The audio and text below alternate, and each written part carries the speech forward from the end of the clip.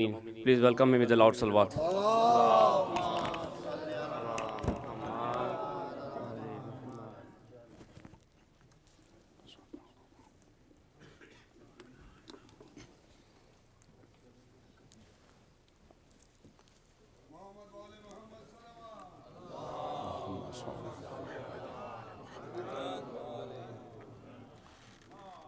فاتحہ اللہم صلی اللہ بسم اللہ الرحمن الرحیم الحمدللہ رب العالمین الرحمن الرحیم مالک یوم الدین ایاک نستعین اہدنا الصراط المستقیم صراط الذین انعمت علیہم غیر المغضوب علیہم ولا الضالین اللہم صلی علی محمد وآل محمد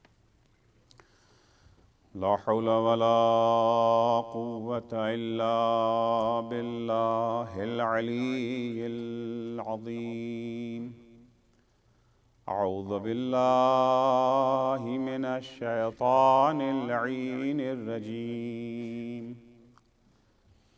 بسم اللہ الرحمن الرحیم الحمد للہ والصلاة والسلام علی رسول اللہ وعلى آلہ آل اللہ لا سیما بقیت اللہ ولعنت اللہ علی اعدائہم اعداء اللہ من یومنا ھذا الی لقاء اللہ اما بعد فقد قال اللہ وجعلناهم ائمة يهدون بأمرنا وأوحينا إليهم فعل الخيرات وإقام الصلاة وإيتاء الزكاة وَكَانُوا لَنَا عَابِدِينَ صلوات پڑھیں گے محمد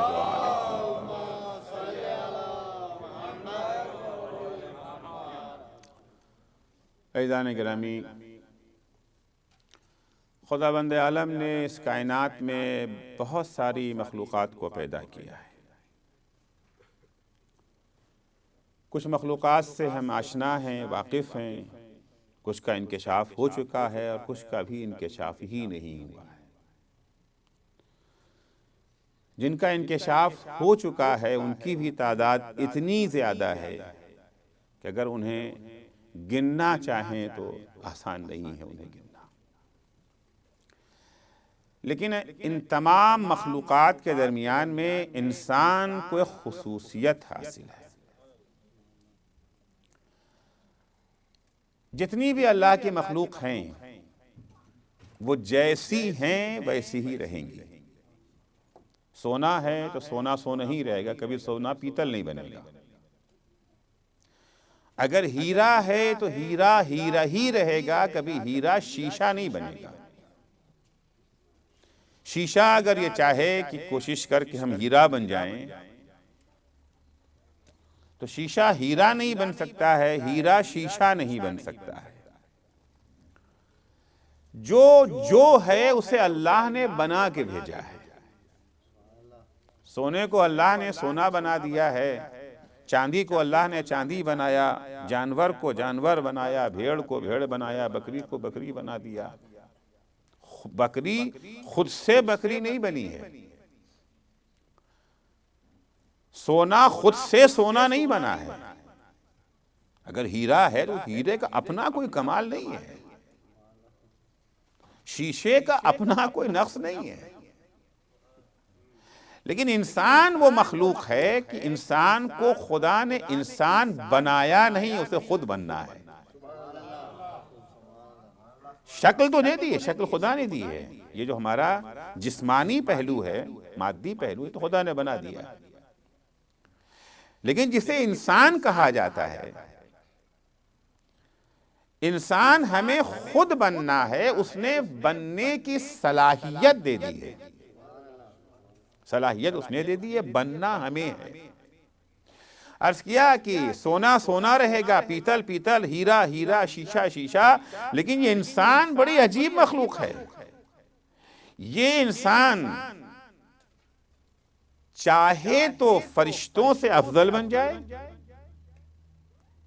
یہی انسان جانور جیسا بھی بن سکتا ہے، اور یہ انسان جانور سے بدتر بھی بن سکتا ہے۔ فرشتوں سے افضل بننا ہے، خود سے بنو۔ اللہ نے صرف بننے کی صلاحیت دے دی ہے، استعداد دی ہے اس نے، بننا ہمیں خود سے ہے۔ قرآن مجید میں جب انسان کا تعارف کرایا گیا ہے، کہیں پہ کہتا ہے خدا کہ وَفَضَّلْنَاهُمْ عَلَىٰ كَثِيرٍ مِّمَّنْ خَلَقْنَا تَفْضِيلًا، ہم نے انسان کو تمام مخلوقات سے افضل بنایا۔ اور پھر اسی انسان کے بارے میں خدا کہتا ہے کہ اولئک کالانعام،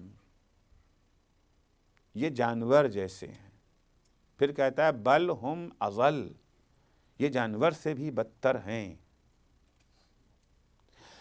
تو ہر انسان اشرف المخلوقات نہیں ہے، ہاں ہر انسان میں اشرف المخلوقات بننے کی صلاحیت ہے۔ اس صلاحیت کو پروان اسی کو چڑھانا ہے، خود اسی انسان کو، خود سے اپنے کو جو ہے پروان چڑھانا ہے۔ اس صلاحیت کی اگر تربیت کر لیا، اس صلاحیت کو اگر پروان چڑھا لیا تو فرشتوں سے افضل، اور اگر تساہلی کی، کوتاہی برتی تو اولئک کالانعام، جانور جیسے۔ جانوروں میں بھی بعض جانوروں کا نام لے لیا خدا نے، اتبع الہوی فمثلہ کمثل الکلب ان تحمل علیہ یلہث وان تترکہ یلہث۔ یہ انسان، اس نے اپنے نفس کی تربیت نہیں کی، صلاحیتوں کو پروان نہیں چڑھایا، یہ جو ہے ملکوت اعلیٰ کی طرف سفر کرنے کے بجائے زمین سے چپک گیا۔ وَاتَّبَعَ الْهَوَىٰ، بندہ خدا بننے کے بجائے خواہشات نفسانی کا غلام بن گیا۔ نتیجے میں اس کی مثال کتے جیسی ہے، فَمَثَلُهُ كَمَثَلِ الْكَلْبِ، وہ بھی کون سا کتا؟ پاگل کتا۔ ان تحمل علیہ یلہث، اگر حملہ کرو اس کے اوپر، زبان پھر بھی اس کی باہر، منہ کھلا ہوا، وَإِن تَتْرُكْهُ، اسے اگر چھوڑ دو پھر بھی منہ کھلا ہوا ہے، زبان اس کی باہر، یعنی خواہشات نفس اور مادی خواہشوں میں اتنا غرق ہو گیا ہے کہ مادیات کے لیے ہمیشہ اس کا منہ کھلا رہتا ہے، اس کا پیٹ سیر ہی نہیں ہوتا، پیٹ بھرتا ہی نہیں اس کا ہے۔ اور کہیں پہ کہتا ہے کہ یہ انسان گدھے جیسا ہے۔ سورہ جمعہ میں سنتے ہیں نا ہر ہفتے کہ جن لوگوں نے توریت کو حمل کر لیا، مثلہ کمثل الحمار یحمل اسفارا حملوا التوراۃ ولم یحملوها، ان کی مثال یہ جو ہے گدھے کی مثال ہے۔ اسی پہ اکتفا قرآن نہیں کرتا، بلکہ کہتا ہے بل ہم اضل، بعض انسانوں سے کتے بھی افضل ہیں، بعض انسانوں سے گدھے بھی افضل ہیں، کیونکہ وہ اگر کتے ہیں تو انہیں اللہ نے انسان بننے کی صلاحیت نہیں دی تھی، اسے صلاحیت دی تھی، اس نے اپنے صلاحیتوں کو زندہ دفن کر دیا اور انسان بننے کے بجائے یہ حیوان بن گیا، اس کا ہاتھ امکان ہی نہیں تھا۔ پھر قرآن کہتا ہے کہ ان شر الدواب عند اللہ صم البکم الذین لا یعقلون، بدترین مخلوق، بدترین چیز جو آپ دنیا میں سوچ سکتے ہیں اس سے بھی بدتر یہ انسان ہے۔ تو انسان کی کچھ کیفیت ایسی ہے، اب یہ جو ہے بننا کیا ہے، خدا کیا چاہتا ہے کہ انسان کیا بنے؟ اشرف المخلوقات بنے، یا جانور جیسا بنے، یا جانور سے بدتر بنے؟ خود ہم کیا چاہتے ہیں؟ ظاہر سی بات ہے کوئی انسان یہ چاہتا تو نہیں ہے کہ وہ بدتر بنے، ہر انسان کی خواہش یہی کہ سب سے بہتر ہم، لہذا اگر کسی سے کہہ دو تم ہم سے کم ہو، کتنا غصہ آتا ہے اس سے، غصہ آتا ہے نا. 10 ڈاکٹر بیٹھے ہو، ایک ڈاکٹر کہہ دے کہ تم ہم سے کم ہو، غصہ اس کو آ جائے، چاہے وہ کم ہو بھی، برداشت نہیں ہوتا ہے. ایک عالم دوسرے عالم سے کہہ دے کہ تم مجھ سے کم ہو سکتا ہے کہ عوام کو دیکھ کے چپ رہ جائے، بات الگ ہے. اچھا نہیں لگتا نا، برا لگتا ہے. کیوں؟ انسان کی فطرت میں ہے کہ ہم سب سے بہتر بنیں. پروردگار نے 2 کام کیا، ایک ہمارے اندر صلاحیت رکھ دی بہتر بننے کی، اس کے بعد بہتر بننے کا طریقہ بھی سکھا دیا. بہتر بننے کا طریقہ جب سکھانے کی باری آئی تو کتنا اہتمام کیا ہے. 11 قسم کھا کے بتایا، 1-2 قسم نہیں. ظاہر سی بات ہے کہ ہم قسم کھاتے ہیں، اس لیے ہم قسم کھاتے ہیں کہ ہمارے ہاں صدق اور کذب دونوں کا امکان ہے نا. ہو سکتا ہے ہم سچ بول رہے ہیں، ہو سکتا ہے ہم جھوٹ بول رہے ہوں، تو اپنی سچائی کو ثابت کرنے کے لیے ہم قسم کھاتے ہیں. خدا کے ہاں تو یہ احتمال نہیں نہ ہے کہ کیا پتہ سچ بول رہا ہے، کیا پتہ جھوٹ بول رہا ہے. اس کے ہاں تو ایک ہی احتمال ہے، وہ ہے سچائی کا احتمال، صداقت کا احتمال. پھر خدا قسم کیوں کھا رہا ہے؟ خدا قسم کھا رہا ہے بات کی اہمیت کو سمجھانے کے لیے. اسے سرسری مت لینا، سنی انسنی مت کر دینا. قرآن مجید میں کہیں خدا نے 1 قسم کھائی ہے، کہیں 2، کہیں 3، کہیں 4، اور یہاں پر 11 قسم کھائی. اس سے زیادہ قسم کہیں نہیں ملتی ہے. جب 11 قسم خدا کھا رہا ہے، اس کا مطلب ہے کہ بات کوئی بہت اہم ہے نا. وَالشَّمْسِ وَضُحَاهَا وَالْقَمَرِ إِذَا تَلَاهَا وَالنَّهَارِ إِذَا جَلَّاهَا وَاللَّيْلِ إِذَا يَغْشَاهَا وَالسَّمَاءِ وَمَا بَنَاهَا وَالْأَرْضِ وَمَا طَحَاهَا وَنَفْسٍ وَمَا سَوَّاهَا فَأَلْهَمَهَا فُجُورَهَا وَتَقْوَاهَا. 11 قسمیں ترجمہ نہیں کروں گا، آپ سب لوگ جانتے ہیں اس کا ترجمہ. 11 قسمیں کھانے کے بعد خدا کہتا ہے قد افلح من زکاہا وقد خاب من دساہا. کامیاب کون ہو گیا؟ کاہے میں کامیاب؟ پیسہ جمع کرنے میں، عہدے حاصل کرنے میں، شہرت حاصل کرنے میں، منصب حاصل کرنے میں. کس چیز میں کامیاب؟ کامیاب اشرف المخلوقات بننے میں، اپنی صلاحیتوں کو پروان چڑھانے میں. کامیاب کون ہوگا؟ قد افلح من زکاہا وقد خاب من دساہا. کامیاب وہ ہے جس نے اپنے نفس کا تزکیہ کر لیا. یہ تزکیہ ہوتا کیا ہے؟ یہ کامیابی کا دار و مدار کیا ہے؟ تزکیہ پر. کلید، چابی جو ہے کامیابی کی کیا ہے؟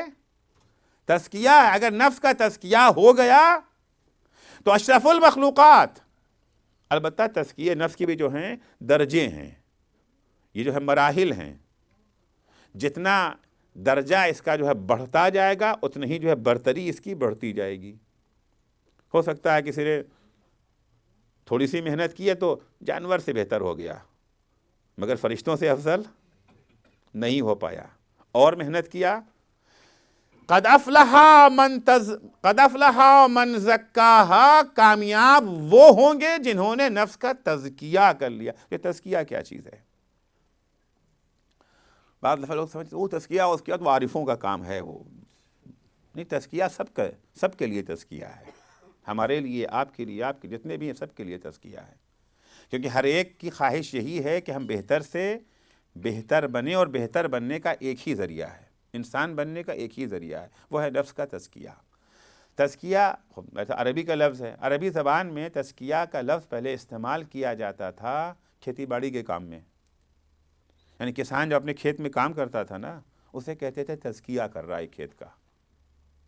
باغباں جب اپنے باغ میں کام کرتا تھا تو کہتے تھے کہ یہ باغباں تزکیہ کر رہا ہے باغ کا. تو ایک باغباں اپنے باغ میں کیا کرتا ہے؟ ایک کسان اپنے کھیت میں کیا کرتا ہے؟ ہر کسان، ہر باغباں اپنے کھیت یا اپنے باغ میں 2 کام کرتا ہے. پہلا کام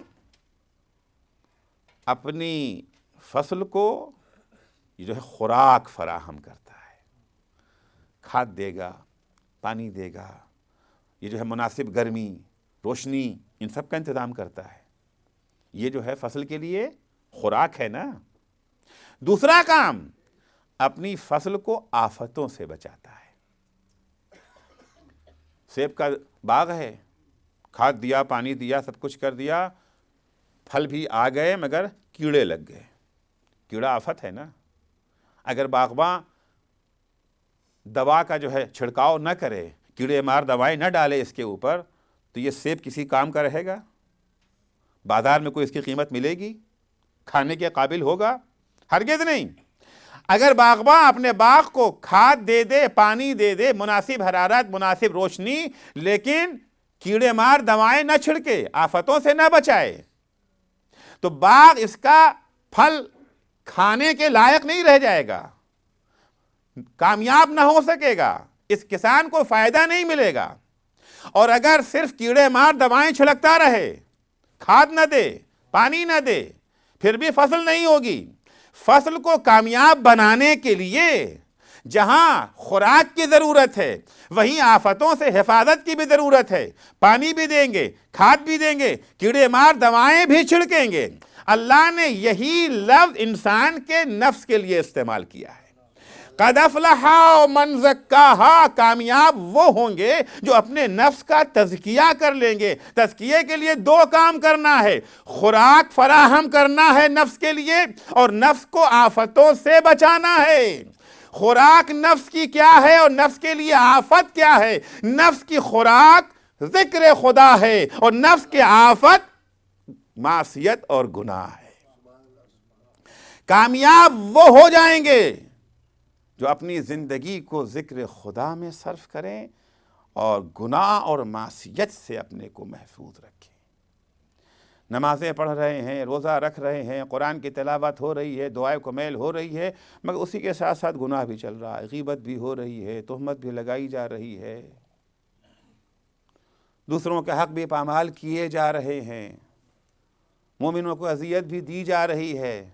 ظاہر سی بات ہے کہ جس طرح سے کسان صرف اگر کھاد اور پانی دیتا اور کیڑے مار دوائیں نہ چھڑکتا تو فصل اس کی برباد ہو جاتی نا۔ اب وہ لاکھ پانی دیا کرے، لاکھ کھاد دیا کرے، فصل کامیاب نہیں ہوگی۔ اسی طرح سے انسان لاکھ نمازیں پڑھتا رہے، لاکھ روزے رکھتا رہے، لاکھ قرآن کی تلاوت کرتا رہے، لیکن انہیں گالی دے رہا ہے، ان کے اوپر ظلم کر رہا ہے، ان کے ساتھ زیادتی کر رہا ہے، ان کا حق مار رہا ہے، اس صورت میں یہ نماز، یہ روزہ، یہ حج، یہ قرآن کی تلاوت کامیاب نہیں ہو پائے گی۔ یا برعکس کر لیجئے، بہت سارے لوگ کہتے ہیں بھائی دیکھیے دین تو انسانیت کا نام ہے، وہ کسی کا حق نہیں مارتے، کسی کی غیبت نہیں کرتے، کسی کو تہمت نہیں لگاتے ہیں، لیکن نماز سے بھی ان کو واسطہ نہیں ہے، روزے سے بھی ان کو واسطہ نہیں ہے، تلاوت قرآن سے بھی ان کو واسطہ نہیں ہے، دعا سے بھی ان کو واسطہ نہیں ہے، یہ جو ہے مجلس و ماتم سے ان کو واسطہ نہیں ہے، وہ بھی بیکار ہے۔ اگر کچھ حاصل کرنا چاہتے ہیں تو ضروری یہ ہے کہ نفس کو گناہوں سے بھی محفوظ رکھیں اور ذکر خدا میں بھی ہمہ وقت، البتہ ذکر خدا سے مراد فقط نماز پڑھنا نہیں، خدا کو یاد رکھنا۔ انسان کاروبار کر رہا ہے، آفس میں بیٹھا ہوا ہے، وہاں بھی خدا کو یاد رکھے۔ یاد رکھنے سب سے اہم یہی کہ خدا ہمیں دیکھ رہا ہے۔ یہ تصور اگر انسان کے ذہن میں آ جائے تو یقیناً انسان گناہوں سے کوسوں دور ہو جائے گا، محفوظ ہو جائے گا۔ قد افلح من زکاہا، البتہ یہ نسخہ بیان کر دینا بہت آسان ہے، عمل مشکل ہے۔ خداوند عالم نے نفس کے تزکیے میں ہماری جو ہے ہیلپ کرنے کے لیے، مدد کرنے کے لیے دو انتظام کیا۔ ایک معصوم تھیوری ہمارے لیے بھیج دیا، دوسرے معصوم نمونہ عمل۔ یہ افتخار حاصل ہے ہم شیعوں کو، ہماری تھیوری بھی معصوم، یعنی قرآن، تحریف سے محفوظ، خطا سے محفوظ، کلام خدا، اور یہ جو ہے نمونہ عمل اللہ نے بھیجا ہمارے لیے، جن لوگوں کو یہ جو ہے ہمارے لیے رول ماڈل بنا کے اللہ نے بھیجا ہے، وہ بھی معصوم۔ ہماری عصمت کی تاریخ جو ہے 273 سال کی تاریخ ہے، 273 سال کی تاریخ ہماری عصمت کی تاریخ ہے۔ شیعوں کے علاوہ جو فرقے ہیں وہ زیادہ سے زیادہ ان کے پاس معصوم تاریخ ہے 23 سال کی، کیونکہ پیغمبر کے بعد ان کے ہاں سلسلہ عصمت جو ہے وہ ختم ہو جاتا ہے۔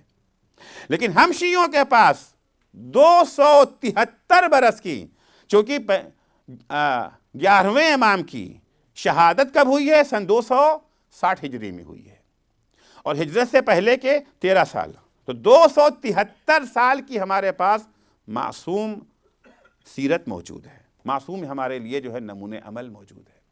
اور یہ حصہ جو تھا نمونہ عمل کا حصہ، ہدایت کا حصہ، کہ کچھ ایسے افراد آئیں جو ہماری رہنمائی کریں، جو ہماری ہدایت کریں، جو ہمیں بتائیں کہ ہم تزکیہ نفس کے جہاد میں کس طرح سے کامیاب ہو سکتے ہیں، کس طرح سے اس معرکے کو سر کر سکتے ہیں۔ یہ اتنی بڑی نعمت تھی کہ جب خدا نے ہمیں اس نعمت سے نوازا، خدا نے ہمیں بہت ساری نعمتیں دی مگر کسی نعمت پر احسان نہیں جتایا ہے۔ خدا نے بہت نعمتیں دی ہیں، ہر نعمت بے بہا ہے۔ یہ جو ہے بولنے کی نعمت دی، سننے کی نعمت دی، دیکھنے کی نعمت دی، دل دیا، ہوا دیا، کھانا دیا، پانی دیا، کائنات کی ایک ایک نعمت کو اگر انسان سوچنا چاہے تو اس کا حق ادا نہیں ہو سکتا ہے۔ خدا نے اتنی ساری نعمتیں دی مگر کہیں پر احسان نہیں جتایا کہ میرا احسان ہے کہ ہم نے تمہیں کھانا دیا، یہ ہمارا احسان ہے کہ ہم نے تمہیں آنکھیں دیں، یہ ہمارا احسان ہے کہ ہم نے تمہیں قوت گویائی دی، یہ ہمارا احسان ہے کہ ہم نے تمہیں سننے کی طاقت دی۔ کسی نعمت پہ اللہ نے احسان نہیں جتایا، لیکن جب ہدایت کی نعمت دی ہے، جب ہدایت کی نعمت دی تو اللہ نے احسان جتایا۔ لَقَدْ مَنَّ اللَّهُ عَلَى الْمُؤْمِنِينَ إِذْ بَعَثَ فِيهِمْ رَسُولًا مِّنْ أَنفُسِهِمْ يَتْلُو عَلَيْهِمْ آيَاتِهِ وَيُزَكِّيهِمْ وَيُعَلِّمُهُمُ الْكِتَابَ وَالْحِكْمَةَ وَإِنْ كَانُوا مِنْ قَبْلُ لَفِي ضَلَالٍ مُّبِينٍ۔ یقیناً احسان ہے اللہ کا مومنوں پر، مومنوں پر اللہ کا احسان ہے کہ اللہ نے انہیں یہ نعمتیں عظیم عطا کی، ایسے کو بھیجا جو آ کر کے کتاب کی تلاوت کرے، حکمت کی انہیں تعلیم دے اور ان کے نفسوں کا تزکیہ کرے، مدد دے ان کو نفسوں کے تزکیہ میں۔ اتنی بڑی یہ نعمت ہدایت ہے، اتنی بڑی نعمت ہدایت ہے کہ جس وقت مولا کائنات حضرت علی ابن ابی طالب علیہ السلام خیبر کے میدان میں جا رہے تھے، جب علم مل چکا۔ آج اگر کسی شیعہ سے پوچھا جائے کہ مولا کائنات کی سب سے بڑی فضیلت خیبر میں کیا تھی، سب سے بڑی فضیلت کیا ہے مولا کی خیبر میں، کوئی کہے گا سب سے بڑی فضیلت یہ ہے کہ علی نے دین کا علم پتھر پہ گاڑ دیا، کوئی کہے گا باب خیبر کو اکھاڑ دیا، کوئی کہے گا مرحب سے پہلواں کو پچھاڑ دیا۔ یہی ساری فضیلتیں بیان کی جائیں گی نا۔ شاعر نے کیا کہا ہے؟ پتھر پہ علم، سب کو یاد ہے نا ادھر بھائی، پتھر پہ علم دین کا گاڑا کس نے، مرحب سے پہلواں کو پچھاڑا کس نے، اصحاب پیغمبر تو سبھی تھے موجود، بولو بولو، در خیبر کو اکھاڑا کس نے، ہے نا۔ تو آج ہم سے اگر پوچھا جائے تو ہم فضیلتیں یہی بیان کرتے ہیں، لیکن سب سے بڑی فضیلت مولا کی پیغمبر کی نگاہ میں کیا ہے؟ سب سے بڑی فضیلت جو پیغمبر نے بیان کیا، جس وقت علم دے چکے علی کو، جب علی میدان میں جا رہے ہیں تو مولا کو خطاب کر کے ایک جملہ کہتے ہیں، یا علی لَن يَهْدِيَ اللَّهُ بِكَ رَجُلًا خَيْرٌ لَكَ مِنَ الدُّنْيَا وَمَا فِيهَا۔ اے علی، اگر تمہارے ذریعے سے کسی ایک انسان کو صحیح راستہ مل جائے، کوئی ایک بھٹکا ہوا انسان راستے پر آ جائے، یہ تمہارے لیے دنیا اور آخرت تمام نعمتوں سے برتر نعمت ہے۔ خیر لک من الدنیا، ساری نعمتیں ایک طرف اور نعمت ہدایت ایک طرف، اتنی عظیم یہ نعمت ہے۔ خدا بند عالم نے یہ نعمت ہمیں عطا کر دی۔ پورا سلسلہ 1,24,000 انبیاء کا سلسلہ، اس کے بعد جب امامت کی باری آتی ہے ارشاد ہوتا ہے وَجَعَلْنَاهُمْ أَئِمَّةً يَهْدُونَ بِأَمْرِنَا، ہم نے امام بنایا ہے۔ یہ وہ نعمت ہے، یہ وہ عہدہ ہے جو ہر کس و ناکس کے بس کی بات نہیں ہے کہ جسے چاہیں ہم امام بنا دیں۔ وَجَعَلْنَاهُمْ أَئِمَّةً يَهْدُونَ بِأَمْرِنَا، ہم نے انہیں امام بنایا ہے، اور ان کی خاصیت یہ ہے کہ یہ اسی چیز کی طرف بلاتے ہیں جس کا ہم نے حکم دیا ہے، اوحینا الیہم فعل الخیرات و اقام الصلاۃ، ہم نے ان کی طرف نیک کاموں کی وحی کر دی ہے، نماز کو قائم کرنے کی، زکوٰۃ کو ادا کرنے کی، اور ان کا سب سے بڑا امتیاز کیا ہے؟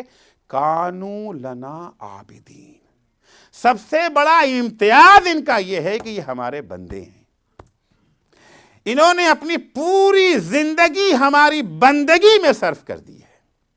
سب سے بڑا فخر انہیں یہ ہے کہ یہ جو ہے بندے ہیں، اور سب سے بڑا لقب جو خدا انہیں عطا کرتا ہے وہ عبد کا لقب ہے۔ جب اپنے حبیب کو خدا معراج پہ لے جا رہا تھا کیا کہا تھا؟ سبحان الذی اسریٰ بعبدہ، نہ رسول، نہ نبی، نہ حبیب، بہت سارے القاب ہیں نا، تمام القاب میں سے جس لقب کو، جس صفت کو خدا نے پسند کیا اپنے حبیب کے لیے، وہ کیا ہے؟ عبد ہے۔ لہذا یہ بھی کہتے ہوئے نظر آتے ہیں کفا بی فخرا ان تکون لی ربا وان اکون لکا عبدا، میرے فخر کے لیے یہی کافی ہے کہ تو میرا رب ہے اور میں تیرا بندہ ہوں۔ کانوا لنا عابدین، اسی سلسلہ ہدایت کی ایک کڑی کی شہادت کی آج شب ہے۔ 11ویں امام حضرت امام حسن عسکری علیہ السلام،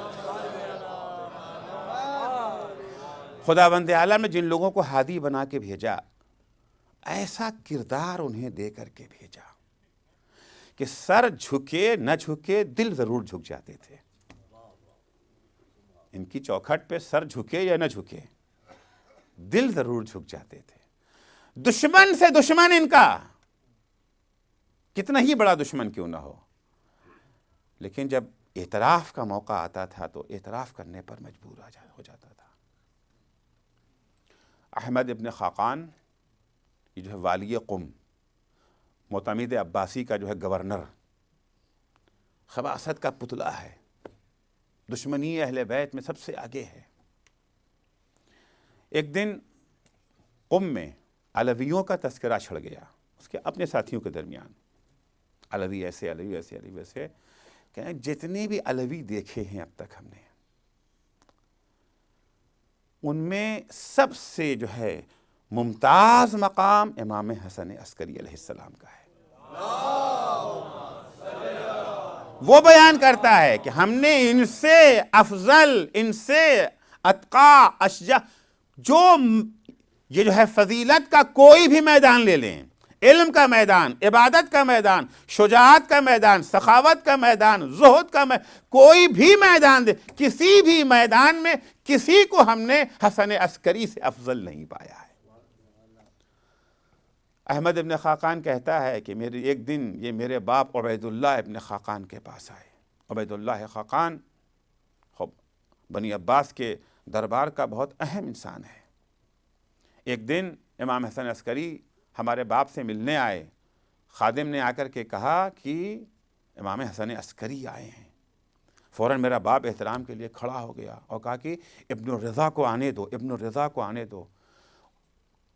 کہنے لگے میرا باپ کنیت سے صرف خلیفہ کو جو ہے پکارتا تھا بس، کیونکہ کنیت ایک احترام کے طور پر عرب میں استعمال کی جاتی ہے، وہ اور بقیوں کو جو ہے نام لے کر کے پکارتا تھا، صرف خلیفہ کو۔ اور یا میں نے دیکھا کہ ان کو کہہ رہا ابن، میں نہیں جانتا تھا یہ کون ہے۔ اور جب وہ آئے تو میرے باپ احترام سے کھڑے ہو گئے، لے جا کر کے ان کو اپنی جو ہے مسند پر بیٹھایا اور خود ان کے سامنے نہایت ادب اور احترام کے ساتھ بیٹھ گئے۔ اتنا روب چہرے پر تھا کہ چہرے کے اوپر جو ہے وہ نگاہ ڈالتے نہیں بنتی تھی۔ اور میں نے دیکھا کہ میرے بابا جب امام سے جو ہے گفتگو کرتے ہیں تو بار بار کہتے ہیں میرے ماں باپ آپ پر سے قربان جائیں، میرے ماں باپ آپ پر سے قربان جائیں۔ میں حیرت میں تھا یہ کون ہے جس کے لیے میرے باپ نے اتنا احترام آج تک خلیفہ کے سوا کسی کے لیے نہیں کیا تھا۔ جب وہ چلے گئے تو میں نے اپنے باپ سے پوچھا یہ کون تھے جن کا آپ اتنا احترام کر رہے تھے؟ کہہ رہے یہ حسن عسکری تھے۔ تو آپ ان کا احترام کیوں اتنا کر رہے تھے؟ کیونکہ بنی عباس میں عموماً ائمہ علیہم السلام کے خلاف اتنا زہر بویا جاتا تھا کہ لوگ ان کو اچھی نگاہوں سے نہیں دیکھتے، آپ ان کا احترام کیوں کر رہے تھے؟ یہ کیا ان میں خاصیت ہے؟ کہ بتا دوں کیا خاصیت ہے؟ آج اگر کوئی خلافت کا حقدار ہے تو یہ ہے، سب کے سامنے نہیں کہا جا سکتا، تم سے کہہ رہا ہوں۔ آج اگر خلافت کے حقدار ہیں تو یہ ہیں، ان سے اشرف، ان سے افضل پوری کائنات میں کوئی نہیں ہے۔ سننے کے بعد مجھے یقین نہیں آیا، اب میں نے ان کے بارے میں چھان بین کرنا شروع کی۔ جب چھان بین کیا تو چھان بین کرتے کرتے میں اسی نتیجے پر پہنچا جس نتیجے پر میرا باپ پہنچ چکا تھا۔ خداوند عالم نے وہ عظمت دے کر کے بھیجی۔ آپ کی یہ جو ہے ولادت 8 ربیع الثانی یا 10 ربیع الثانی، 2 تاریخیں بیان کی جاتی ہیں، 8 ربیع الثانی یا 10 ربیع الثانی، سن 232 ہجری میں یہ جو ہے ولادت ہوئی۔ والد آپ کے خوب سب جانتے ہیں کہ امام علی النقی علیہ الصلوۃ والسلام اپنے زمانے کی سب سے اشرف ہستی، سب سے اعلیٰ ہستی، والدہ ماجدہ جو ہیں وہ بھی تقوی میں، ذہانت میں، علم میں، سوجھ بوجھ میں یکتائے روزگار تھیں۔ عظمت کے لیے یہی کافی ہے۔ 2 خواتین نے قیادت کے فرائض انجام دیے ہیں، ایک جناب زینب نے بعد شہادت امام حسین، دوسرے امام حسن عسکری کی والدہ نے۔ حدیثہ یا یہ جو ہے سوسن، کئی نام ان کے ملتے ہیں روایتوں میں، حدیثہ یا سوسن زیادہ استعمال ہوتا ہے۔ جس وقت امام حسن عسکری کی شہادت ہو گئی ہے تو ان کی شہادت کے بعد شیعوں کی باغ ڈور جناب حدیثہ نے سنبھالی ہے، جدہ کے نام سے بھی جو ہے مشہور ہیں، یعنی امام زمانہ کی جو ہے دادی ہو گئی نا، تو اتنی عظمت کی مالک تھی جناب حدیثہ۔ بچپن سے ہی، ظاہر سی بات ہے ہمارے ہاں امام کے لیے بچپن اور جوانی اور بڑھاپا کوئی معنی نہیں رکھتا۔ امام بچپن میں بھی امام ہوتا ہے، جوانی میں بھی امام ہوتا ہے، بڑھاپے میں بھی امام ہوتا ہے۔ بچپن سے ہی آثار امامت ظاہر ہو جاتے ہیں۔ امام حسن عسکری علیہ السلام کا بچپن ہے، سب بچے کھیل رہے ہیں، امام ایک طرف کھڑے ہوئے ہیں، بہلول کا وہاں سے جو ہے گزر ہوتا ہے، کہا صاحبزادے آپ کیوں نہیں کھیل رہے ہیں؟ امام نے جواب دیا اللہ نے ہمیں کھیلنے کے لیے تھوڑی پیدا کیا ہے۔ جواب بتاتا ہے کون ہے، جواب بتا رہا ہے کوئی معمولی بچہ نہیں ہے، یہ وہ بچہ ہے جس کی جوانی اور بڑھاپا اور بچپنا تینوں یکساں ہوتا ہے۔ کہا صاحبزادے تمہیں کیسے معلوم کہ اللہ نے تمہیں کھیلنے کے لیے نہیں پیدا کیا؟ کیا تم نے قرآن نہیں پڑھا ہے؟ افحسبتم انما خلقناکم عبثا وانکم الینا لا ترجعون، کیا تم یہ گمان کرتے ہو کہ ہم نے تمہیں کھیلنے کے لیے پیدا کیا، عبث پیدا کیا ہے اور تم ہماری بارگاہ میں پلٹ کے نہ آؤگے؟ بہلول یہ جواب سن کر کے دنگ رہ جاتے ہیں، دریافت کرتے ہیں کون ہے یہ؟ پتہ چلا کہ امام علی النقی کے صاحبزادے حسن عسکری ہیں۔ حسن آپ کا نام، حسن آپ کا نام، القاب بہت سارے القاب پائے جاتے ہیں، خالص، سراج، ہادی، عسکری، بہت سارے القاب ہیں آپ کے۔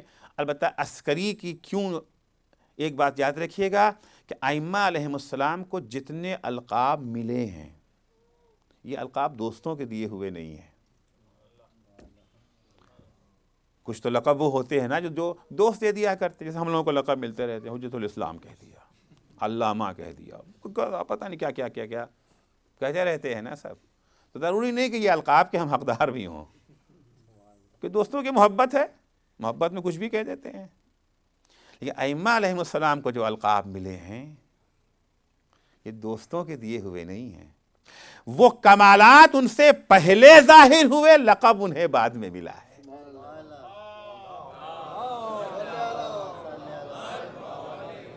خلوص پہلے ظاہر ہوا پھر خالص کہے گئے، چراغ ہدایت پہلے بنے پھر سراج کا لقب ملا ہے، پھر سراج کا لقب ملا۔ عسکری کے سلسلے میں 2 سبب بیان کیا جاتا ہے، ایک تو یہ ہے کہ امام جس محلے میں رہتے تھے محلے کا نام تھا عسکر، عسکر کہتے ہیں فوج کو، لشکر کو کہتے ہیں، وہاں پر فوج رہا کرتی تھی تو اس عسکر کے لحاظ سے عسکری کہا گیا۔ لیکن دوسری وجہ زیادہ اہم ہے، وہ یہ ہے کہ ایک دفعہ خلیفہ نے امام کو بلایا یہ جو ہے مرعوب کرنے کے لیے۔ یاد رکھیے گا ہمیشہ طاغوتی طاقتیں یہ جو ہے مرعوب کر کے اپنا کام نکالتی ہیں، ڈرا کر کے، دھمکا کر کے، ان میں کچھ ہوتا نہیں ہے لیکن اتنا وہ ڈرا دیتے ہیں کہ لوگوں سے قدرت عمل چھین لیتے ہیں، لوگ سوچ ہی کر کے ہتھیار ڈال دیتے ہیں، لڑے بغیر ہتھیار ڈال دیتے ہیں۔ شروع سے آج تک یہی ہوتا چلا آیا ہے، اور جب کبھی حق والے ڈٹ گئے ہیں میدان میں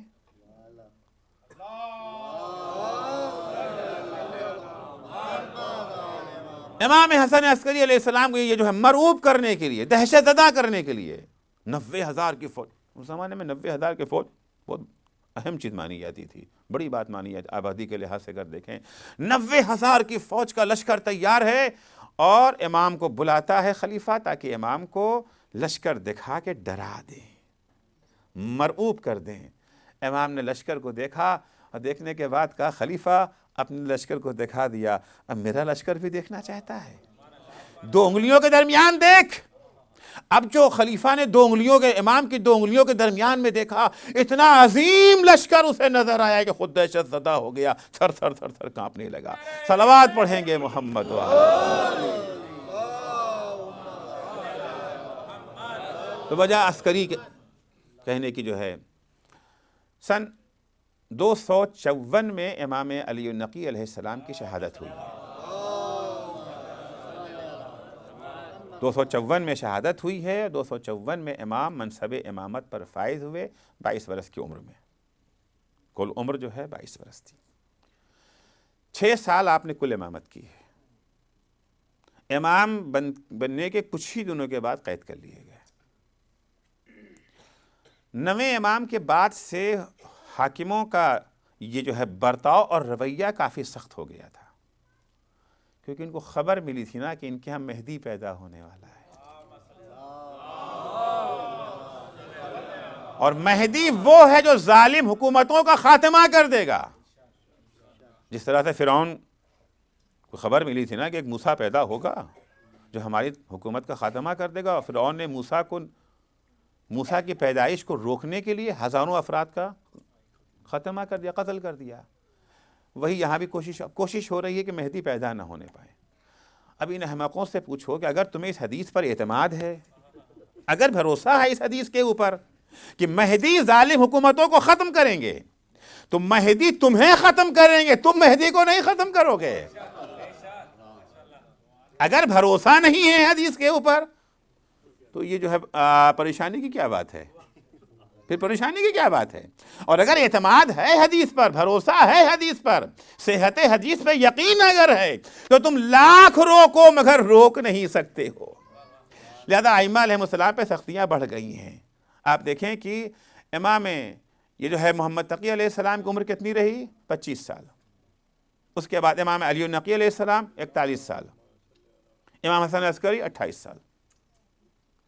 پوری کوشش رہی پر نگرانی، اور یہاں تک کہ ان کی زندگی کسی سے جو ہے برداشت نہیں ہو پاتی تھی۔ تو امام حسن عسکری امام تو بن گئے مگر قید خانے میں، کبھی چھوٹتے تھے، کبھی قید خانے میں جاتے تھے، کبھی چھوٹتے تھے، مگر جہاں جاتے تھے وہاں پر اسلام کا پرچم بلند کرتے تھے، وہاں ہدایت کا پرچم بلند ہو جاتا تھا، وہاں لوگوں کو تزکیہ نفس میں مدد دیتے رہتے تھے۔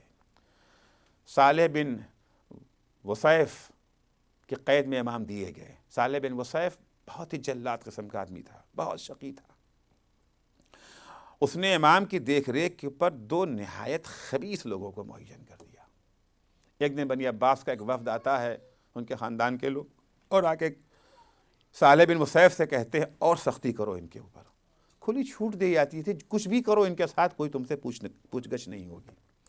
صالح بن وصیف نے کہا کیا کروں، میں نے 2 انتہائی شقی قسم کے افراد معین کیے تھے ان کے اوپر، مگر وہ دونوں ہی بدل گئے۔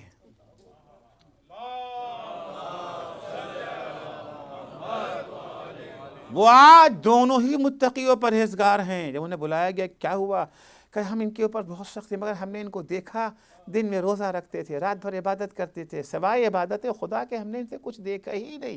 اتنا شریف، اتنا نیک انسان ہم نے کبھی نہ دیکھا تھا، ان کی نیکی ہمارے اندر بھی اثر کر، قید خانے میں ہیں مگر وہاں بھی تزکیہ نفس میں لوگوں کی مدد کرتے جا رہے ہیں۔ البتہ جو سیکھنا چاہے، بہت سے ہوتے نا جان بوجھ کے انجان بن جاتے ہیں، سمجھ سب کچھ جاتے ہیں۔ قرآن مجید یہ جو ہے یہودیوں کے سلسلے میں کہتا ہے کہ یہودی جو پیغمبر کے مخالف تھے، اس لیے نہیں کہ پیغمبر کو پہچانتے نہیں تھے، یعرفونہ کما یعرفون ابناءہم، یہودی حقانیت پیغمبر کو اسی طرح سے پہچانتے تھے جیسے لوگ اپنے بچوں کو پہچانتے ہیں۔ اپنے بچوں کو پہچاننے میں کوئی کبھی یہ جو غلطی کرتا ہے، 1,00,000 بچے بیٹھے ہوں وہاں آپ کا بچہ بیٹھا ہو، کبھی غلطی ہوگی کسی اور کے بچے کو اٹھا لے جائیں گے، لاکھ بچے میں بھی انسان اپنے بچے کو پہچان لیتا تھا، پہچانتے تھے پیغمبر کو، لیکن ہوس سے دنیا آڑے آ جاتی تھی، اقتدار پرستی، دولت پرستی، شہرت پرستی آڑے آ جایا کرتی تھی۔ جہاں جہاں امام گئے ہیں اپنا اثر چھوڑتے رہے ہیں۔ جب بھی اسلام پر وقت آیا، ایک زمانہ آ گیا تھا اگر امام حسن عسکری کی یہ خدمت نہ ہوتی اسلام کے لیے تو آج اسلام کا باقی رہنا مشکل ہو گیا تھا۔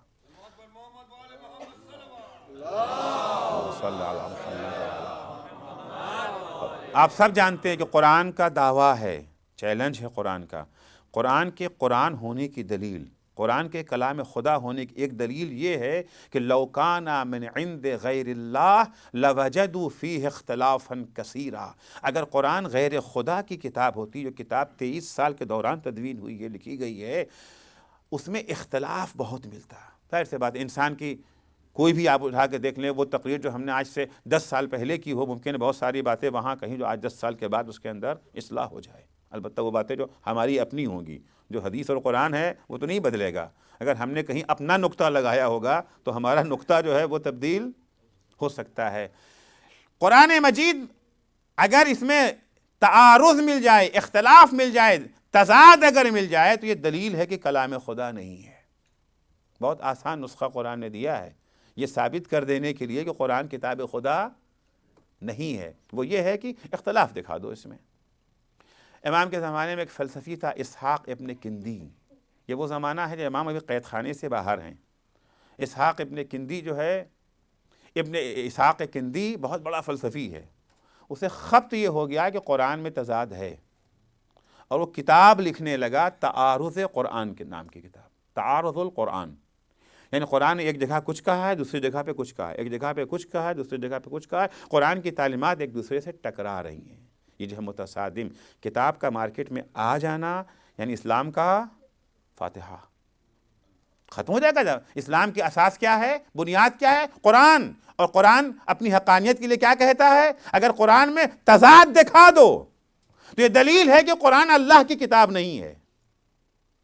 اللہ کی کتاب ہے اس لیے ہے کہ اس کے اندر تضاد نہیں ہے، اور وہ کتاب لکھ رہے ہیں تعارض القرآن۔ خبر پھیلی ہوئی ہے، کسی کا بس نہیں چل رہا ہے، بڑے بڑے علماء دربار میں موجود ہیں۔ ابن اسحاق کے کچھ شاگرد امام علیہ السلام کے پاس آئے ملنے کے لیے۔ امام نے ان کے شاگردوں سے پوچھا، سنا ہے کہ تمہارے استاد کوئی ایسی کتاب لکھ رہے ہیں؟ کہا ہاں لکھ تو رہے۔ کہا تم لوگوں نے منع نہیں کہ ہمارا علم کہاں اور ان کا علم کہاں، ان کے علم کے آگے تو ہماری کچھ چلتی نہیں ہے۔ کہ اچھا ایک سوال جا کر کے اپنے استاد سے کر لینا، ایک سوال کر لینا۔ سوال یہ کرنا کہ جس نے کتاب لکھی ہے، اگر وہ لکھنے والا جس کی کتاب ہے، صاحب کتاب، اگر تمہارے پاس آ جائے بالفرض اور آ کے یہ کہے کہ اس آیت کا جو مطلب تم نے سمجھا ہے وہ مطلب نہیں ہے، جو ہم نے یہاں کے اوپر جس معنی کو جو ہے ہماری جو یہ جو ہے مراد ہے وہ یہ نہیں ہے جو تم سمجھے ہو، کیا اس کا امکان ہے کہ نہیں؟ یہ ہو سکتا ہے کہ شاعر ایک شعر کہے، اس کے شعر سے جو بات ہم سمجھ رہے ہوں وہ اور ہو، اور جو اس کا مقصود ہے اس کا امکان ہے یا نہیں ہے؟ سوچ کے کہتا ہاں امکان تو ہے، امکان تو ہے، ہو سکتا ہے کہ اس کا مقصد کچھ اور ہے، ہمارا مقصد کچھ اور ہو۔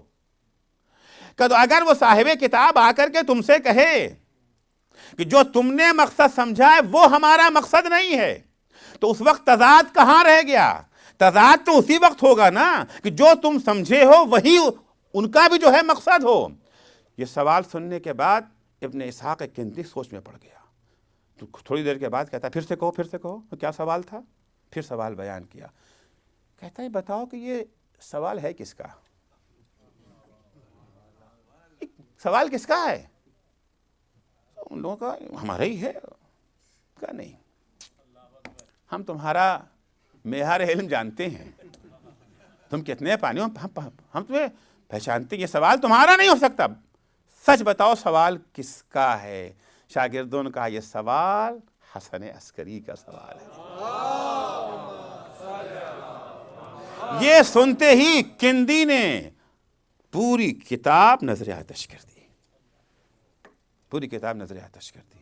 بات تو صحیح کہتے ہیں، قرآن میں کوئی تضاد نہیں ہے، قرآن میں کوئی اختلاف نہیں ہے، یہ ایک موقع جہاں اسلام کو بچایا، دوسرا موقع وہ امام قید خانے میں ہے، قید خانے میں ہیں، لیکن اگر اسلام پر کوئی آنچ آ جائے گی تو حاکم وقت اگر بلاتا ہے تو اس کے بلائے پر بھی چلے جائیں گے، جس نے ان کے اوپر اتنا ظلم کیا ہے، تشدد کیا ہے، ٹارچر کیا ہے۔ قحط پڑ گیا تھا سامرا میں، سامرا میں قحط پڑ گیا، 1 سال 2 سال 3 سال لوگ بھوکوں مرنے لگے، ہاہاکار مچنے لگی، پینے کے لیے پانی نہیں ہے۔ خلیفہ وقت نے قوم سے کہا چلو نماز استسقاء پڑھتے ہیں۔ ہمارے ہاں نمازوں میں ایک نماز یہ بھی ہے کہ اگر بارش نہیں ہوتی ہے تو بارش خدا سے طلب کرنے کے لیے 2 رکعت نماز خاص طریقہ ہے اس کا، بہرحال نماز استسقاء پڑھتے ہیں۔ خلیفہ گیا، نماز استسقاء پڑھی، دعا کیا، مگر کوئی سنوائی نہیں، پانی کا قطرہ نہیں۔ اتنے میں عیسائیوں نے کہا کہ اب ہم چلتے ہیں دعا کرنے کے لیے۔ اپنے راہب کو لیا اور راہب کو لے کر کے شہر سے باہر نکلے، جیسے ہی دعا کے لیے ہاتھ اٹھائے بادل اکٹھا ہوئے اور زبردست بارش ہوئی۔ اب تو جو ہے مسلمانوں کا ایمان ڈاماڈول۔ یہ کیسا اسلام ہے؟ ہم نے دعا کی، خدا نے ہماری نہیں سنی، راہب کی سن لی، اس کا مطلب ہے کہ ان کا دین جو ہے وہ بہرا۔ بہت سارے لوگ ہوتے ہیں نا، ان کا دین بڑا ہی ذرا سا ہوا ادھر ادھر چلی، اصلحہ ثابت والے نہیں ہیں۔ ایک ہلکا سا جھٹکا، اچھے خاصے نماز پڑھ رہے تھے، کسی نے ذہن میں ایک شبہ ڈال دیا، سب چھوڑ دیا۔ تحقیق کریں اس کے بارے میں، جستجو کریں، معلومات حاصل کریں، جو صاحبان علم ہیں ان کے پاس جائیں۔ میں نہیں کہتا کہ بلا سمجھے بوجھے کسی چیز کو مان لیں، لیکن بلا سمجھے بوجھے چھوڑیں بھی تو نہیں۔ اگر بلا سمجھے بوجھے کسی چیز کا ماننا غلط ہے تو بلا سمجھے بوجھے کسی چیز کو چھوڑ دینا بھی غلط ہے۔ ذرا سا شک اور شبہ اگر ہو جائے تو فوراً لوگوں کا ایمان ڈاماڈول ہونے لگے، لوگ عیسائیت کی طرف جانے لگے، بادشاہ کو کھلبلی۔ بادشاہ کو اسلام سے محبت نہیں، اپنی حکومت سے محبت ہے، خلیفۃ المسلمین ہے نا، تو خلیفہ کب ہوگا؟ جب اسلام ہوگا تبھی تو خلیفہ ہوگا۔ اگر اسلام ہی نہیں تو خلافت کہاں کی؟ انہیں دین کی فکر نہیں ہے، انہیں اپنی جو ہے کرسی کی فکر ہے، اپنی حکومت کی فکر ہے۔ اب انہیں امام حسن عسکری کی یاد آئی۔ اگر کوئی جو ہے بچا سکتا ہے دین اسلام کو تو وہ عسکری ہیں جو قید خانے میں ہیں۔ فوراً بادشاہ نے بھیجا، خلیفہ وقت نے اپنا آدمی بھیجا، امام کو بلا کے لا ابن رسول اللہ، اسلام کی فریاد کو پہنچیے۔ امام نے کہا کوئی بات نہیں، ٹھیک ہے، ان سے پھر سے کہو آئیں، پھر آئیں، پھر دعا کریں، پھر جو ہے بارش ہو۔ سارے عیسائی پھر اکٹھا ہو گئے، راہب آیا، جیسے راہب نے ہاتھ اٹھایا ایک دفعہ بادل گھرنے لگا، بادل آنے لگا، بارش کا آغاز بھی ہونے لگا۔ ایک دفعہ امام نے اپنے ساتھی سے کہا کہ جاؤ اس راہب کے ہاتھ میں جو چیز ہے اسے چھین لاؤ۔ وہ گیا، دیکھا راہب کے ہاتھ میں ایک ہڈی کا ٹکڑا ہے، اسے چھین لیا، لا کے امام کے پاس، امام نے اسے کپڑے میں تہہ کر کے رکھ دیا کہ اب اس سے دعا کو کریں۔ اب جو دعا کر رہے، جو آیا ہوا بادل تھا وہ بھی چلا گیا، آیا ہوا بادل بھی چلا گیا۔ اب تو حیرت زدہ، یہ کیا ہوا؟ جن کے ایمان وہ ہو گئے تھے، یہ کیا ہو گیا؟ امام نے فرمایا یہ ان کی دعا کی خاصیت نہیں تھی، یہ اس ہڈی کی خاصیت تھی، یہ ایک نبی کی ہڈی ہے۔ اس کی خاصیت یہ ہے کہ جب کبھی یہ آسمان کے نیچے کھلی ہوئی آئے گی تو پانی برسے گا۔ امام نے اس ہڈی کو کپڑے میں لپیٹ کر کے دفن کروا دیا۔ دفن کرنے کے بعد کہا اب دیکھو میں دعا کرتا ہوں، اب میں دعا کرتا ہوں۔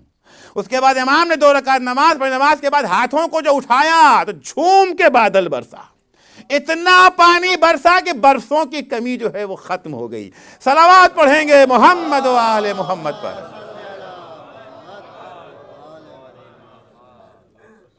دو اہم موقع ہے جہاں امام حسن عسکری نے اسلام کی حفاظت کی، بقائے اسلام۔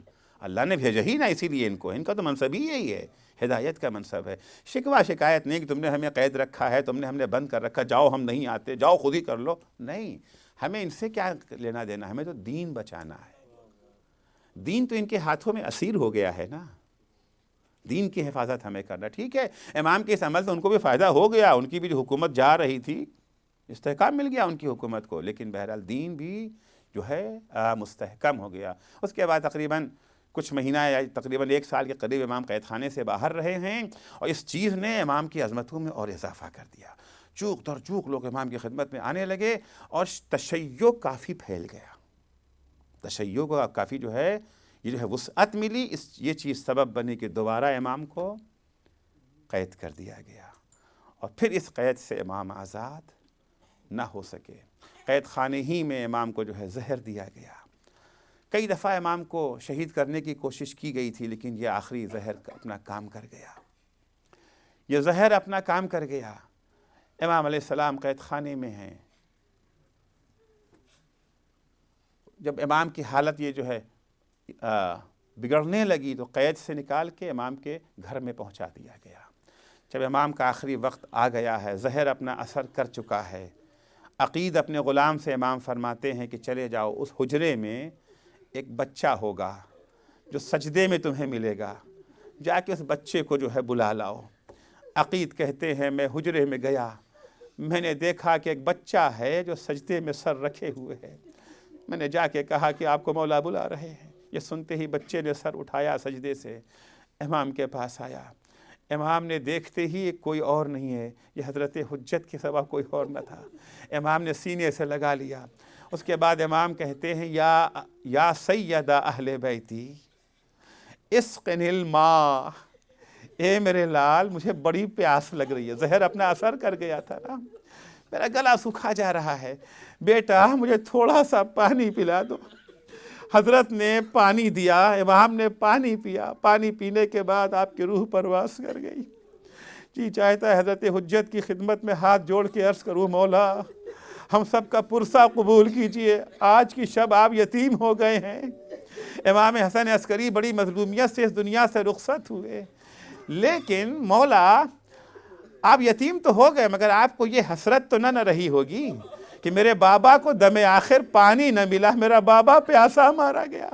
ہائے مظلومیت حسین اور ہائے مظلومیت سکینہ۔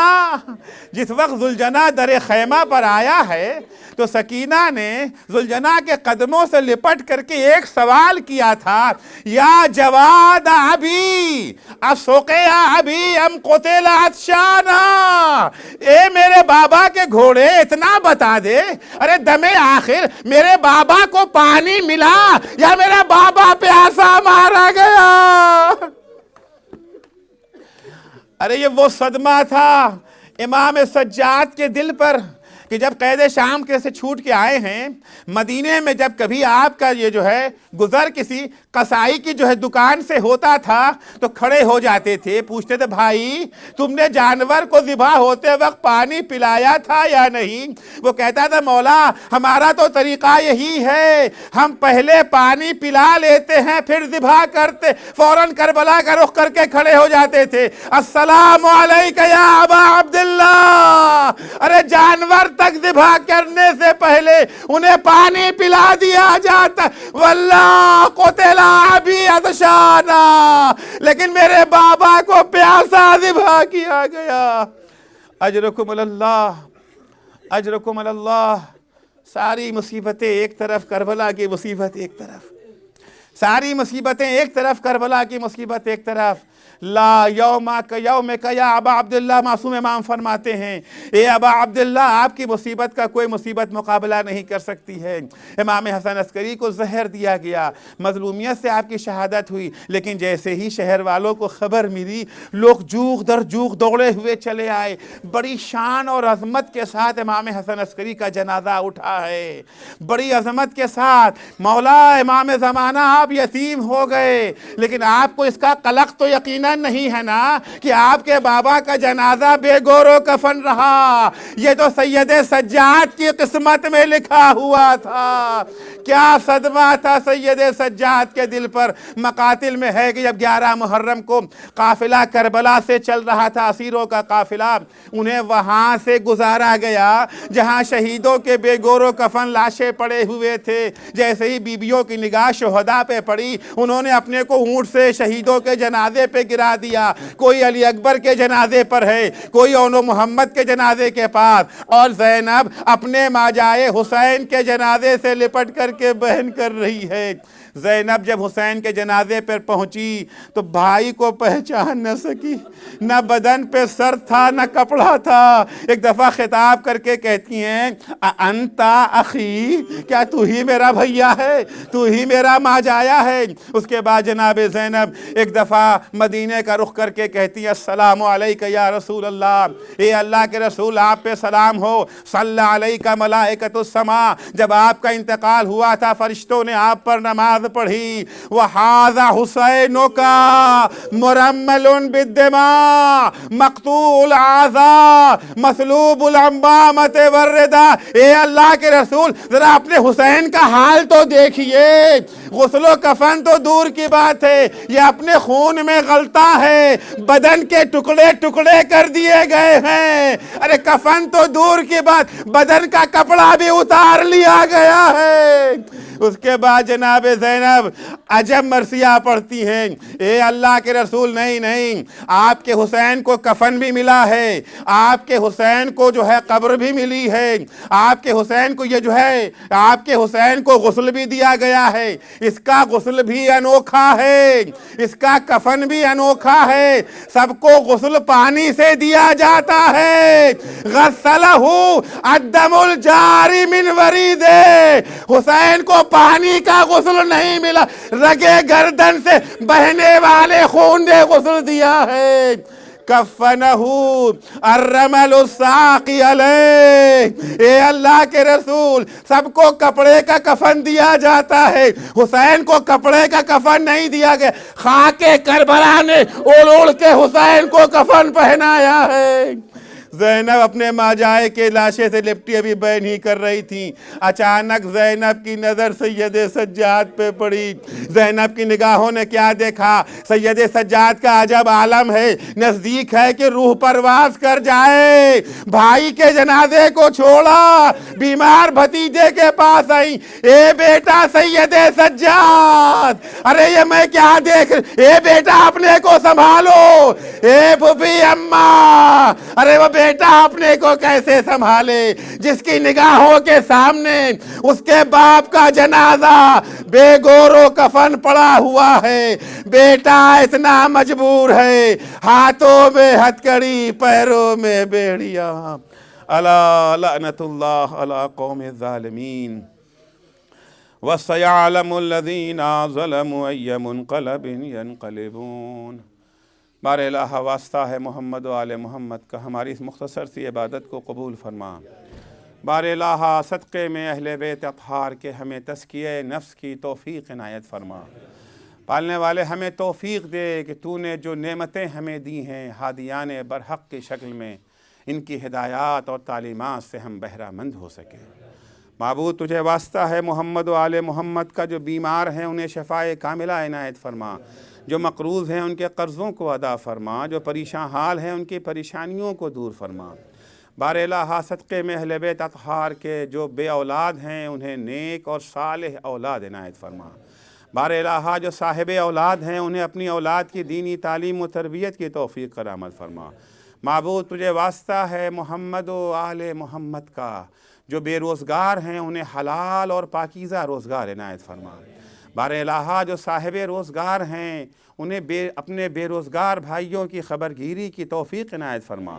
معبود تجھے واسطہ ہے محمد و آل محمد کا، جو بے گناہ قید خانوں میں پڑے ہوئے ہیں، جو اسرا ہیں، بار الہ ان سب کو عزت و آبرو کے ساتھ آزادی عنایت فرما۔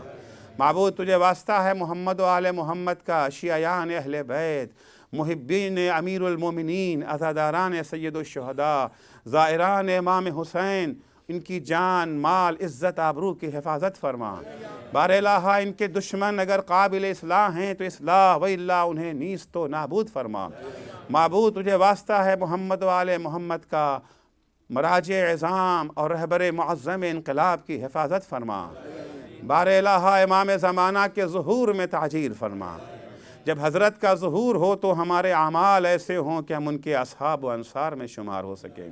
اللہم عجل فی فرج مولانا صاحب الزمان وجعلنا من عوانہ و انصارہ۔ ماتم حسین۔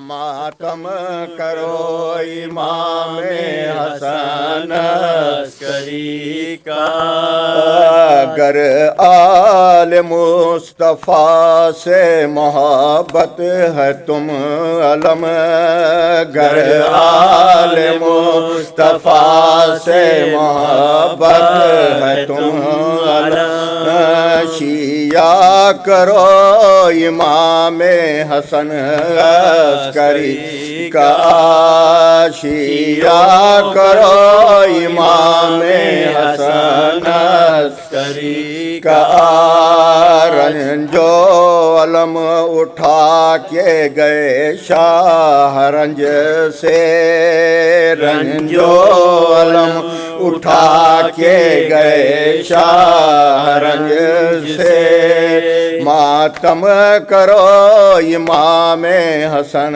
عسکری کا ماتم کرو امام حسن عسکری کا روتے حسر کو پیٹ کے بے حد ملال ہے روتے حسر کو پیٹ کے بے حد ملال ہے سادات کو امام حسن عسکری کا سادات کو امام حسن عسکری کا سر پیٹ خاک اڑاؤ کے مارے گئے امام سر پیٹ خاک اڑاؤ کے مارے گئے امام اور نام لو امام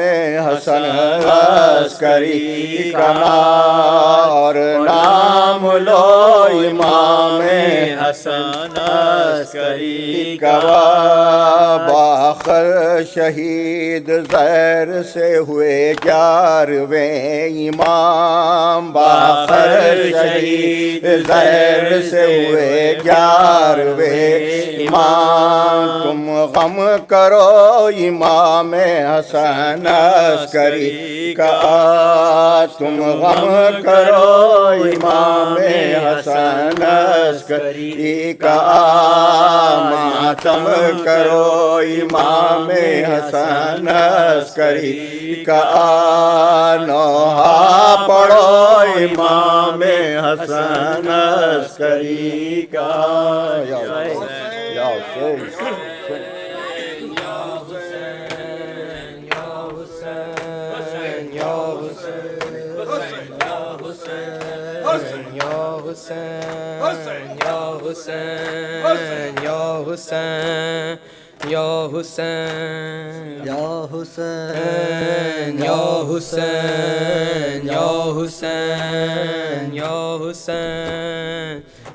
اب بھی سجاد کی آنکھوں سے لہو جاری ہے اب بھی سجاد کی آنکھوں سے لہو جاری ہے، اب بھی سجاد کی آنکھوں سے لہو جاری ہے، اب بھی سجاد کی آنکھوں سے لہو جاری ہے، اب بھی سجاد کی آنکھوں سے لہو جاری ہے، اب بھی سجاد کی آنکھوں سے لہو جاری ہے، اب بھی سجاد کی آنکھوں سے لہو جاری ہے، اب بھی سجاد کی آنکھوں سے لہو جاری ہے، اب بھی سجاد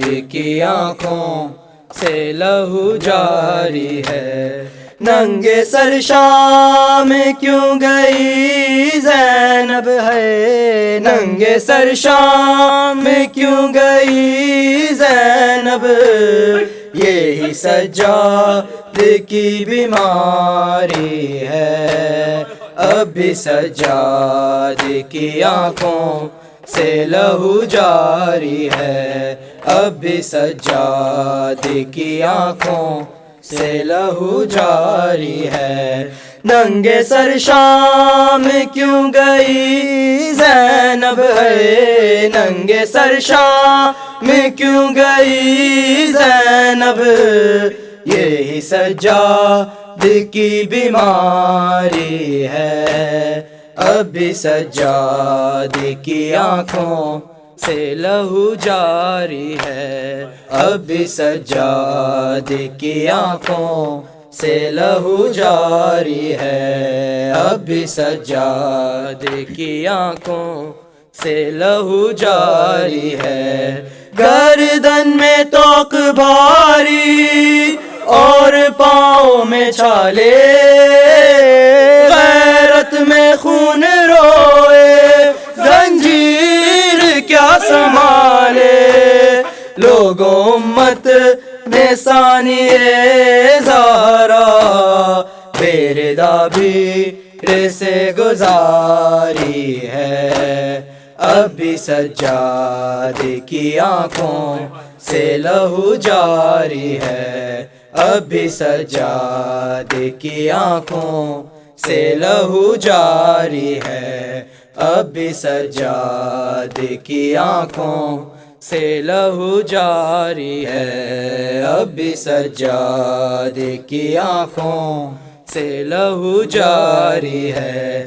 کلثوم و رقیہ کے ہاتھوں میں رسیاں ہیں، معصوم سکینہ کے ہونٹوں پہ سسکیاں ہیں، بدن زخمی ہوا مہاری کا اور گردن میں توق بھاری ہے، اب بھی سجاد کی آنکھوں سے لہو جاری ہے، اب بھی سجاد کی آنکھوں سے لہو جاری ہے، اب بھی سجاد کی آنکھوں سے لہو جاری ہے۔ شامی لین سارے پتھر گرا رہے تھے، قیدی یتیم بچے آنسو بہا رہے تھے، چاروں جانب شرابیوں کا ہجوم، خون روئے کھڑا مہاری ہے، اب بھی سجاد کی آنکھوں سے لہو جاری ہے، اب بھی سجاد کی آنکھوں سے لہو جاری ہے، اب بھی سجاد کی آنکھوں سے لہو جاری ہے۔ فضا کے پیچھے زینب خطبے سنا رہی تھی، سیدانیوں پہ امت پتھر گرا رہی تھی، جرم کیا تھا علی کی بیٹی کا، اس کے سر سے ردا اتاری ہے، اب بھی سجاد کی آنکھوں سے لہو جاری ہے، اب بھی سجاد کی آنکھوں سے لہو جاری ہے، اب بھی سجاد کی آنکھوں سے لہو جاری ہے۔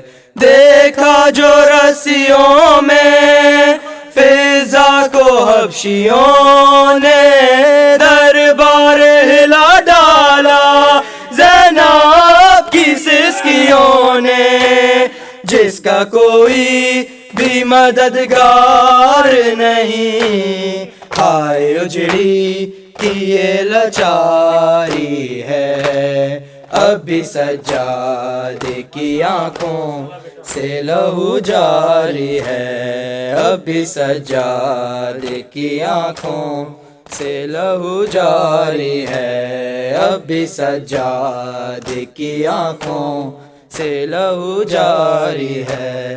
ننگے سر شام کیوں گئی زینب ہے، ننگے سر شام کیوں گئی زینب، یہی سجاد کی بیماری ہے، اب بھی سجاد کی آنکھوں سے لہو جاری ہے۔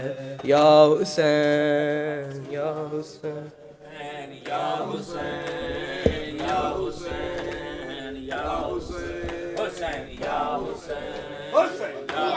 یا حسن یا حسن یا حسن ہے حسن حسن عسکری، یا حسن ہے حسن یا حسن عسکری، یا حسن یا حسن یا حسن یا حسن ہے حسن یا حسن عسکری، یا حسن ہے حسن یا حسن عسکری۔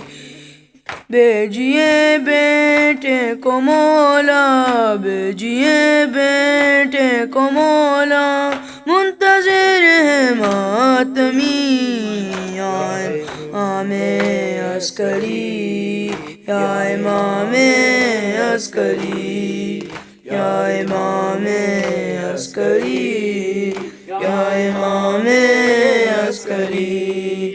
داستان ظلم مولا اب جہاں سے ختم ہو، جب تلک مہدی نہ آئے، روک دیجئے وقت کو، اللہ جل کہہ کر گزرتی جا رہی ہے ہر صدی، یا امام عسکری، یا امام عسکری، یا امام عسکری، یا امام عسکری۔ ظالموں نے زہر مولا پہ کو ایسا دیا، دست پاک ناخنوں سے خون جاری ہو گیا، آپ کی غربت کو دیکھا یاد شبر آ گئی، یا امام عسکری، یا امام عسکری، یا امام عسکری، یا امام عسکری۔ دفن شین کس طرح سے اپنے اصغر کو کیا، آ گیا نظروں میں ہے منظر کرب و بلا، اپنی تربت اپنی تربت آپ نے جو گھر میں خود تیار کی، یا امام عسکری، یا امام عسکری، یا امام عسکری، یا امام عسکری۔ یوں تو سارا سامرا تھا رونے والوں میں، مگر ہائی بائی کہہ کرو اے کوئی تیری لاش پر، ایک بہن زینب کی جیسی کاش کے ہوتی تیری، یا امام عسکری، یا امام عسکری، یا امام عسکری، یا امام عسکری. گھر میں داخل ہو گئے تھے ظلم ڈھانے کے لیے، پرسہ دینے کے بجائے قتل کرنے کے لیے. ڈھونڈتے تھے چاروں جانب، ڈھونڈتے تھے چاروں جانب تیرے مہدی کو شکی. یا امام عسکری، یا امام عسکری، یا امام عسکری، یا امام عسکری. پردہ غیبت میں مہدی بھی طرف کر گیا. 11 صدیوں بعد یہ پھر سے ستم ڈھایا گیا. آپ کے روزے کے گرنے ہے شہادت دوسری. یا امام عسکری، یا امام عسکری، یا امام عسکری، یا امام عسکری. مادر شبیر کا تعمیر روزہ دیکھنے، گھر میں خالق کا تکلم شیخ ماتم دیکھنے. کم سے کم اتنی برا دو ماتمی کی زندگی. یا امام عسکری، یا امام عسکری، یا امام.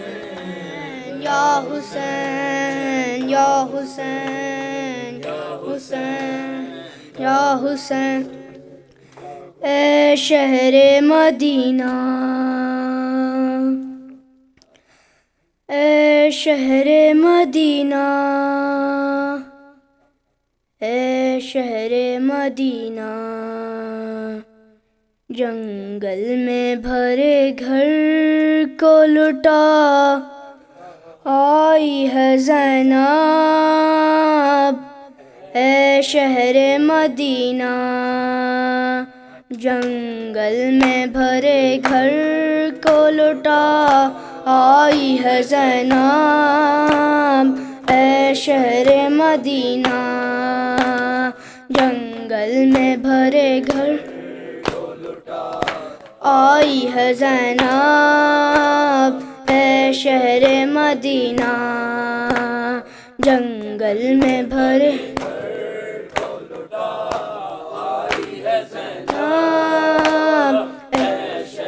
مدینہ. عابد کو کسی طرح بچا لائی ہے زینب. اے شہر مدینہ، جنگل میں بھرے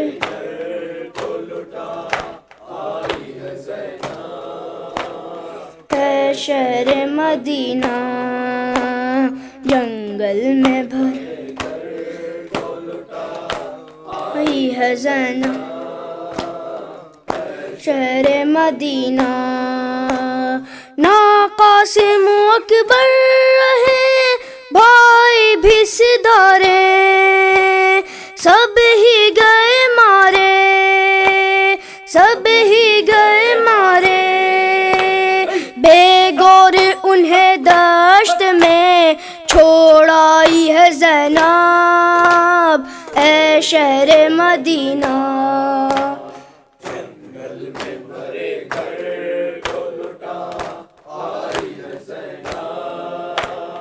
اے شہر مدینہ، جنگل میں بھرے گھر کو لٹا آئی ہے زینب. اے شہر مدینہ، وہ شام غریبہ ہو یا وہ شام کا بازار، عابد رہے لاچار، عابد رہے لاچار. سب زخم اسی قلب میں بھر لائی ہے زینب. اے شہر مدینہ، جنگل میں بھرے گھر کو لٹا آئی اے شہر مدینہ جنگل میں نام اے نا کیا کیا نہ ستم راہ میں سعادت نے جھیلا میں تجھ سے کہوں کیا میں تجھ سے کہوں کیا باغی کی بہن شام میں کہلائی ہے زینب اے شہر مدینہ جنگل میں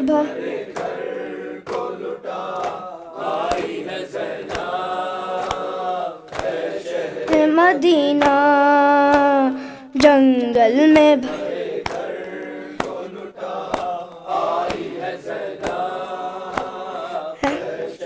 مدینہ آ جا تو کنیزی میں میری بولا ستمگر اے شاہ کی دختر اے شاہ دختر یہ لمحہ وہی تھا جہاں گھبرائی ہے زینب اے شہر مدینہ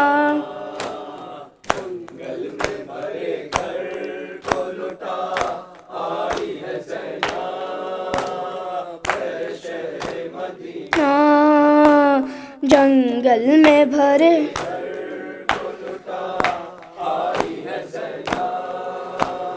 ہے شہر مدینہ زندہ میں کہیں کھو گیا بھائی کا نگینہ معصوم سکینہ معصوم سکینہ دو بالیاں زندان سے لے آئی ہے زینب اے شہر مدینہ جنگل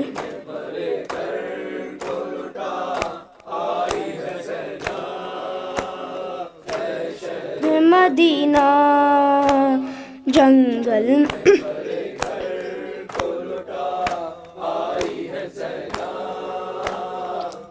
شہر مدینہ پوچھے گی یہی فاطمہ صغرا بھی مجھ سے اکبر نہیں آئے اکبر نہیں آئے دکھیا کے سوالوں سے ہی گھبرائی ہے زینب اے شہر مدینہ جنگل میں بھرے گھر کو لٹا آئی ہے زینب اے شہر مدینہ یا حسین یا حسین یا حسین یا حسین یا حسین یا حسین یا حسین یا حسین مولا حق امام یا حسن یا حسین مولا حق امام یا حسن یا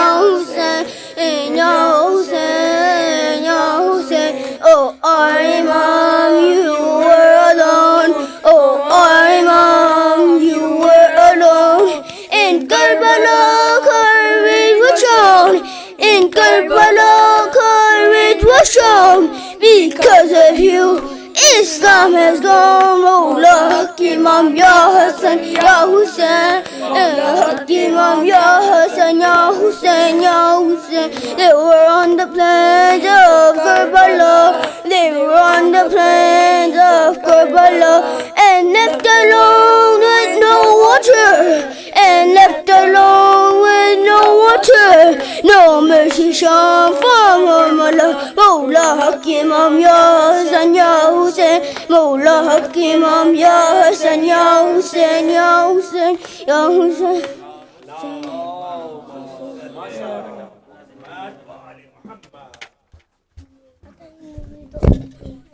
ان بچوں کی حوصلہ افزائی کے لیے واجب بلند صلوات.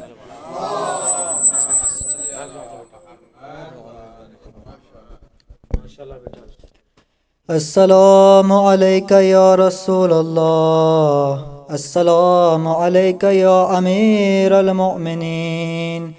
السلام عليك يا فاطمة الزهراء سيدة النساء العالمين.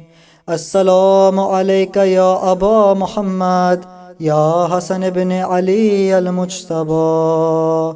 السلام عليك يا أبا عبد الله وعلى أرواح التي حلت بفنائك.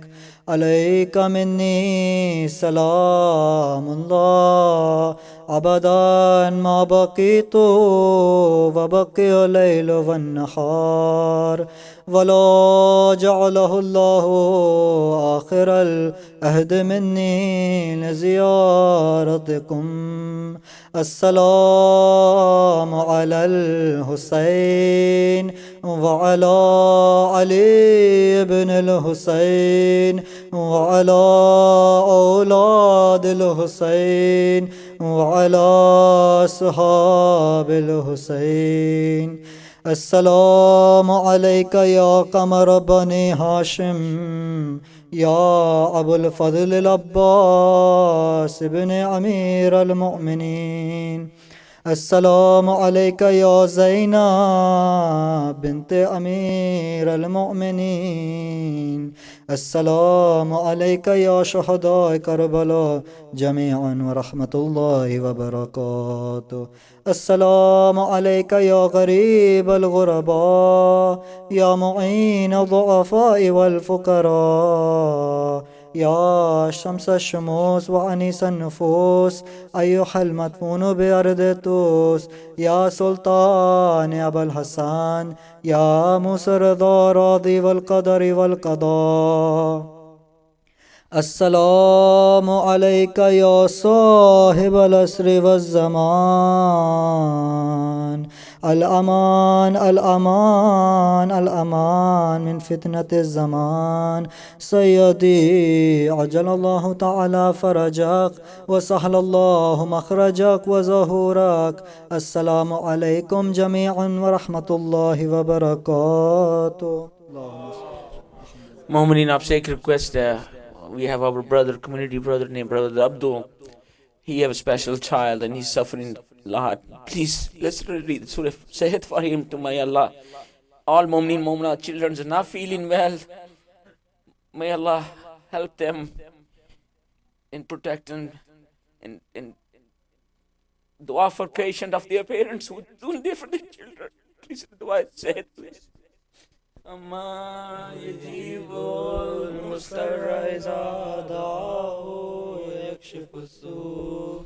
أما يجيب المضطر إذا دعاه يكشف السوء. أما يجيب المضطر إذا دعاه يكشف السوء.